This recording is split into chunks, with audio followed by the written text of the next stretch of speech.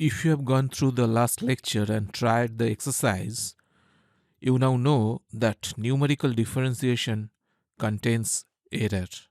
In fact, three different ways we have defined numerical differentiations, and all of them contain different errors. So now in this lecture, we will have some idea that how to control and how to quantify such error. So recall our discussion for numerical differentiation of ux. We defined three different types of numerical differentiations: forward difference, backward difference, and central difference. To understand the errors associated with them, we express ui plus 1 and u minus 1 in Taylor series. So ui plus 1 equals u at xi plus delta x, and if we express it in terms of Taylor series, then it becomes u at xi plus delta x, u prime xi plus delta x square by 2 factorial u double prime xi, etc. And we can write this as ui plus 1 equals ui plus delta x ui prime plus delta x square by 2 ui double prime, etc. We can now prepare an expression for ui prime as ui prime equals ui plus 1 minus ui divided by delta x minus delta x by 2 ui double prime, etc. So we can see that ui prime is in left hand side, and in right hand side we have ui plus 1 minus ui divided by delta x. This is the expression comes from forward difference. So in numerical derivative we have written ui prime equals ui plus 1 minus ui by delta x, but now from Taylor series expansion we can see that numerical derivative is this forward difference expression plus something. This something is what we call truncation error. This error is coming because we are truncating the Taylor series. That is why we call it truncation error.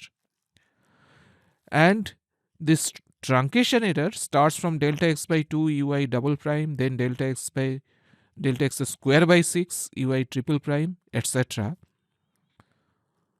So there will be many more terms in truncation error, but we hope that this delta x by 2 ui double prime will be the dominating term. Why? Because delta x is usually small. So as we power it up, then the subsequent terms will be smaller and smaller. The largest term will be probably delta x by 2 ui double prime. So we write it as big O within bracket delta x. This big O is called order. So we call that the order of truncation error is delta x. That means this forward difference is a first order accurate scheme. If the order of truncation error is delta x square, then we call it the second order. If it is delta x cube, we call it the third order. That is how we specify the accuracy of a scheme. When we say that this is first order or second order, we really don't have a means to specify the error, but we have the idea that in a first order scheme like this forward difference, the truncation error will reduce roughly linearly with the grid size. It is not exactly proportional, but somewhat it is related to the truncation error is related to delta x.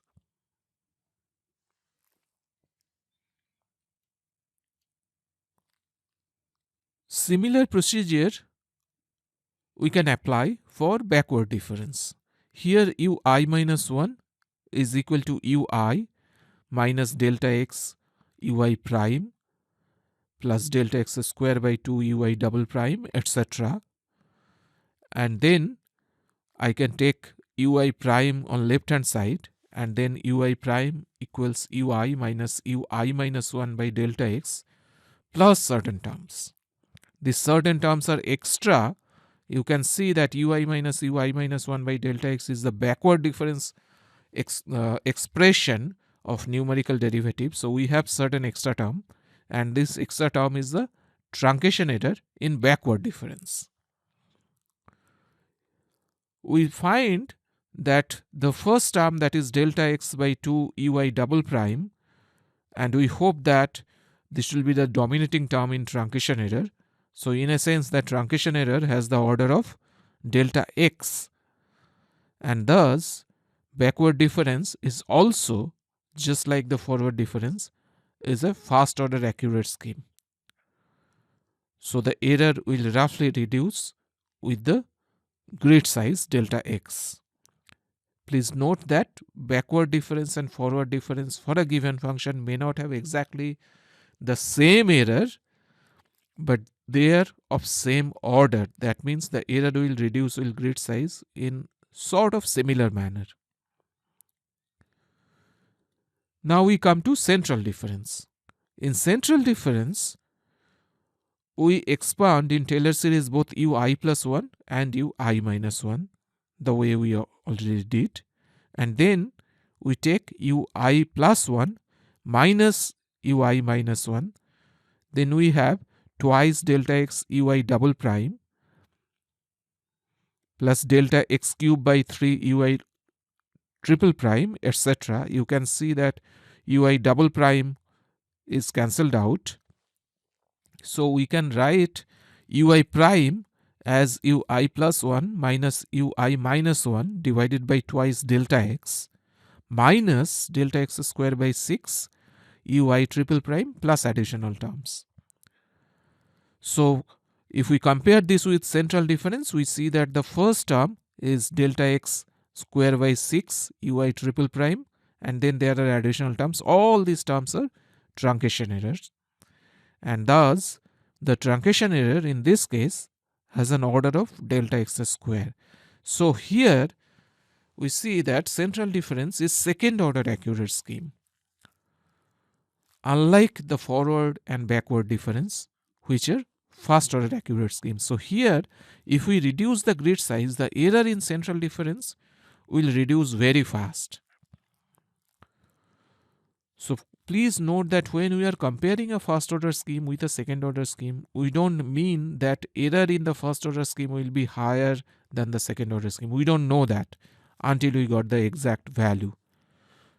But we can say for sure that if we reduce the grid size, that error in the second order scheme will drop much faster than error in the first order scheme.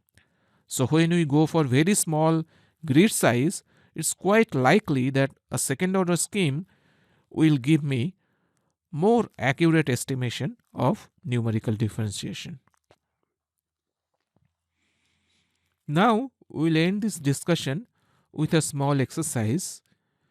I have given here a test function x square plus 2x, and then what you have to do, you compute derivative using forward difference, backward difference, and central difference scheme for different grid size, and then you plot error versus grid size for all three schemes.